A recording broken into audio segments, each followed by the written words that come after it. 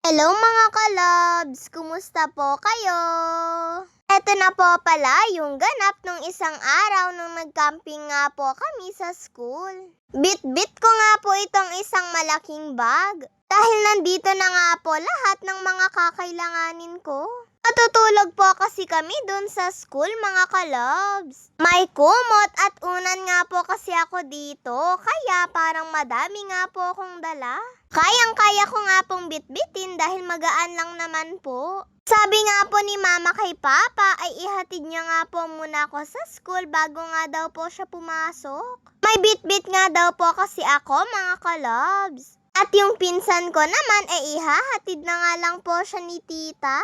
Ayan nga at paalis na nga din po kami ni Papa. Pero bumalik nga po ako.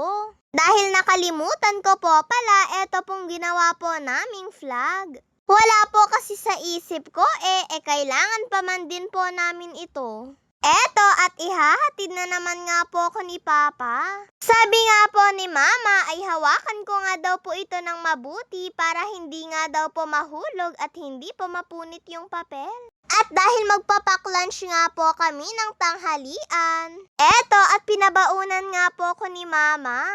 Adobong manok po pala, eto pong niluto ni Mama para po sa baon ko. At pagkaluto nga po ni Mama ay naghanda na nga din po siya para po maidala niya na po sa school. Dinala na nga din po pala ni Mama yung mga kakailanganin po namin para po sa lulutuin namin ng hapon tapos uulamin nga po namin ng gabi. Tinulungan po pala ako ng mga kaklase ko sa pag-a-assemble nito pong tent namin. At 2 tao nga lang po talaga yung pwedeng matulog dito.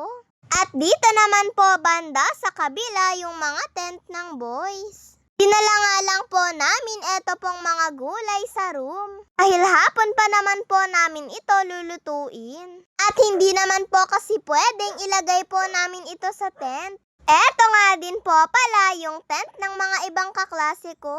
2 nga lang din po sila dito po sa tent nila.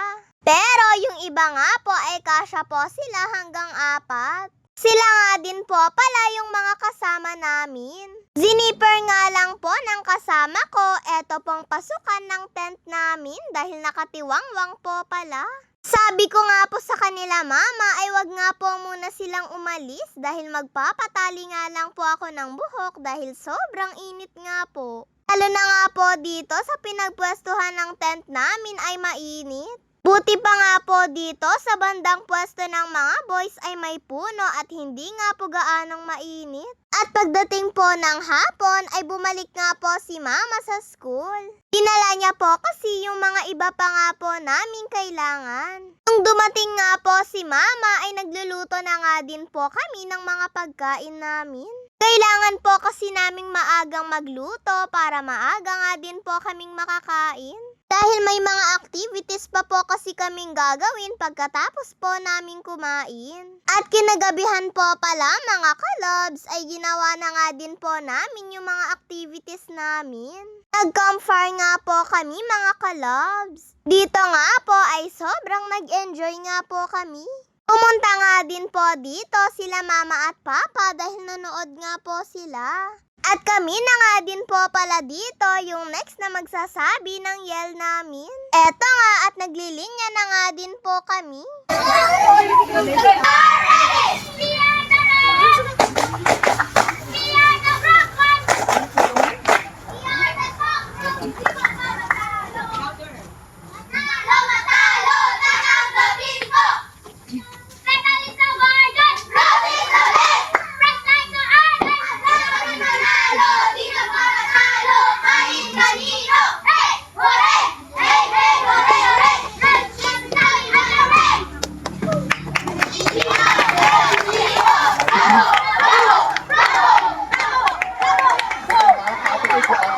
At pagkatapos po pala naming nagsabi ng yell namin ay sumunod naman nga po yung mga ibang patrol.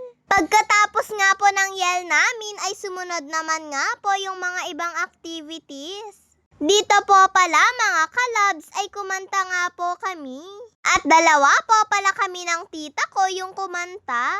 My Love po pala yung title ng kinanta namin. At kanta nga po pala ito ng Westlife. Nako, gustuhin ko nga po sanang iparinig sa inyo, kaso lang ay may music nga po itong kasama. Mahirap na po, baka po kasi ay ma-restrict na naman tayo. Medyo kinakabahan pa nga po ako habang kumakanta po kami ng tita ko. Nako nga, at hindi pa nga po namin ito natapos ng tita ko. At binigay na nga din po namin yung mic kay sir. Kinabukasan po pala mga kalabs ay nagluto-luto pa rin po kami. Kaso lang ay hindi na nga po na-i-video ni mama. Maaga nga po kasi kaming nagluto mga kalabs Tapos nag-cooking fest pa nga po kami. At kami nga po yung nag-first place. Tapos gumawa nga din po kami ng tie-dye. At ayan mga kalabs, pagkasundo nga po sa akin ni mama ay halos konti na nga lang po kaming naiwan dito sa school. Mabuti na nga lang po at inagahan nga po ni mama ang pagpunta. Sabi ko nga po kasi sa kanya ay 12 nga po yung uwi namin. Pero napaaga nga po yung uwi namin. Kaya sakto nga lang din po yung dating ni mama. Eto nga at tinutulungan ko na nga din po si mama sa pagbibit-bit ng mga ibang gamit. Binitbit ko na nga lang po yung mga magagaan lang dahil yung baldi pati na nga din po yung bag ko ay si mama na nga daw po yung magbubuhat. Medyo marami nga din po kasi akong dala. At ready na nga din pong pauwi eto pong mga kasama ko. Yung iba nga po ay naghihintay po sila ng sundo. At nung okay na nga po itong mga dala naming maiuwi, sabi nga po ni mama ay mauna na nga daw po kami. Habang papalapit nga po kami dito sa gate ay nakita ko nga po itong nagbebenta ng ice cream. Sabi ko nga po kay mama kung pwede ay bumili nga po siya. Kaso lang ay wala daw po para siyang dala. Kaya pinakausapan na nga lang po ni mama si kuya po na nagbebenta ng ice cream dahil lagi naman po siyang dumadaan sa amin. At pagka-uwi po pala namin ng bahay, ay nagmano nga lang po ko kay nanang dahil nakita ko nga po siya dito po sa terrace nila. Syempre, kailangan po nating magmano dahil nakaugalian na nga po natin itong mga Pilipino At pagpasok nga po namin, hindi pa nga po ako nakakabihis ay ang dami ko na nga pong kwento kay mama. Sobrang excited nga po kasi akong magkwento sa mga nangyari sa amin. At sa totoo nga lang ay nag-enjoy naman din po ako. Yun lang po mga kalabs. Maraming salamat po sa panonood ninyo. Mag-iingat po kayo palagi. God bless to all. Bye-bye po.